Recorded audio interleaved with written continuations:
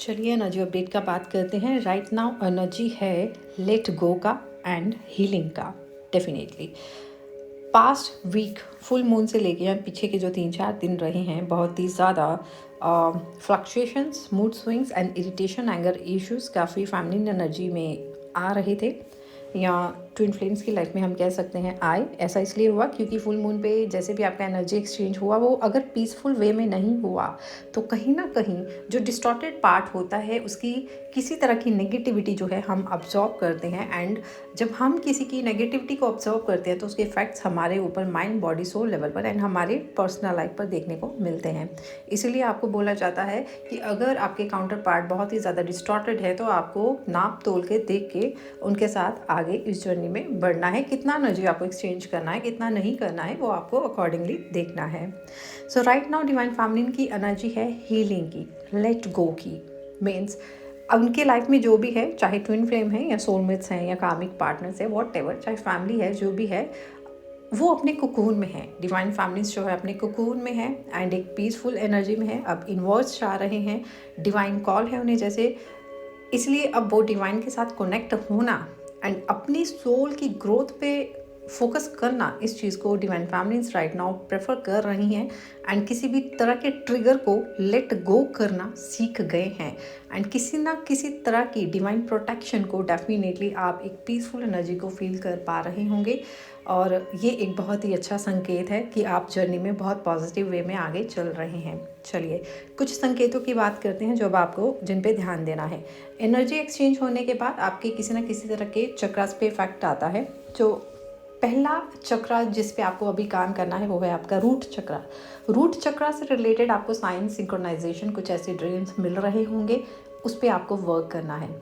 किसी तरह की ब्लॉकेज अगर रूट चक्रा में आ रही है तो उसे आपको हील करना है। जो रूट चक्रा से रिलेटेड मेडिटेशन है वैसा करके उसको आपको अकॉर्डिंगली हील करना है। सेकेंड, हार्ट चक्रा, हल्की हल्की पर्जिंग बीच बीच में आपको फील होती होगी एंड ये कलेक्टिव की भी हो सकती है, ये आपके आसपास के एनवायरनमेंट की भी हो सकती है एंड ये आपके डिवाइन काउंटर पार्ट की भी हो सकती है, जहाँ पर आपने उनको एनर्जेटिकली लेट गो कर दिया है, जो कि बहुत अच्छी बात है। आपको ऐसे ही इस जर्नी में चलना चाहिए, तभी वहाँ पर आपके डिवाइन काउंटर पार्ट की अवेकनिंग स्टार्ट होती है। तो यहाँ पर उनके साथ भी राइट नाउ अपनी एनर्जी वापस लेने की ज़रूरत है आपको एंड कोड कटिंग करने की ज़रूरत है। परमानेंटली आप नहीं कर सकते हैं, मीन्स थोड़ा सा डिस्कनेक्ट करने की आपको ज़रूरत है।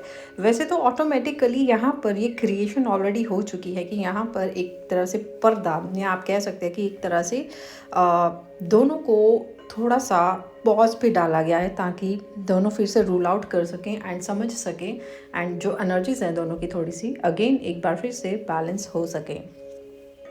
थर्ड चीज़, आपको मदर हीलिंग से रिलेटेड कोई ना कोई साइन, सिंक्रोनाइजेशन मिल रहा होगा जिसमें आपको कोई ना कोई distorted feminine energy right now आपकी लाइफ में है, जो कहीं ना कहीं आपको ट्रिगर करने की कोशिश कर रही है। आपकी मदर हो सकती हैं, मदर इन लॉ हो सकती हैं, सिस्टर, भाभी, वॉटेवर, या कोई फ्रेंड हो सकती है।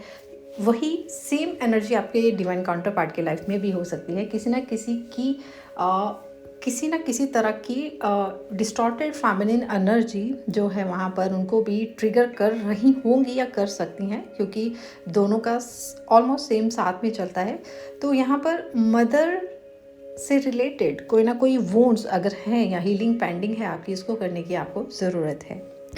यहाँ पर आपको राइट नाउ अपने कोकून में ही रहना चाहिए। जैसे आप चल रहे हैं, लेट गो करना सीख गए हैं, यही करना चाहिए। एंड यहाँ पर कोड कटिंग बहुत ज़रूरी है। जितनों के भी आप कांटेक्ट में आए हैं लास्ट वीक या पिछले 3-4 दिन से, सबसे कोड कटिंग करिए, अपना ऑरा लॉक कीजिए एंड अपने कोकून में रहिए, इनवर्ड्स चाहिए, अपनी सोल ग्रोथ पे फोकस्ड रहिए। यहाँ पर आपको होपोनोपोनो प्रेयर करने की ज़रूरत है। अगर कोई ज़्यादा ही आपको ट्रिगर कर रहा है तो यहाँ पर आपको होपोनोपोनो करने की ज़रूरत है। एंड नेक्स्ट थिंग, यहाँ पर ये इम्पॉर्टेंट है कि यहाँ पर किसी भी तरह का ट्रिगर अगर आपकी तरफ आ रहा है तो उसको लेट गो करना है, ना कि उसके अंदर आपको इन्वॉल्व होना है। सो डिवाइन मैस्कुलिन्स की अगर हम बात करें तो राइट नाउ जिस पेज पे आप हैं डेफिनेटली वो भी उसी पेज पे ही होते हैं, लेकिन राइट नाउ अगर वो साइलेंट है तो उनको थोड़ा स्पेस देने की ज़रूरत है। और आप अपनी हीलिंग पे फोकस करें and let them learn their lessons and फिर देखते हैं जर्नी में आगे नेक्स्ट क्या होता है। अकॉर्डिंगली जो भी अपडेट होगा वो आपको ज़रूर। सो गाइस, अभी तक लिए इतना ही आज का। अभी का फ़िलहाल एनर्जी अपडेट यही है। अगर ये एनर्जी आपसे रेजोनेट हुई है आप ज़रूर लाइक कीजिए एंड दूसरे twin flames and spiritual beings तक इस वीडियो को शेयर ज़रूर करें। Thank you so much. Take care of yourself. Bye.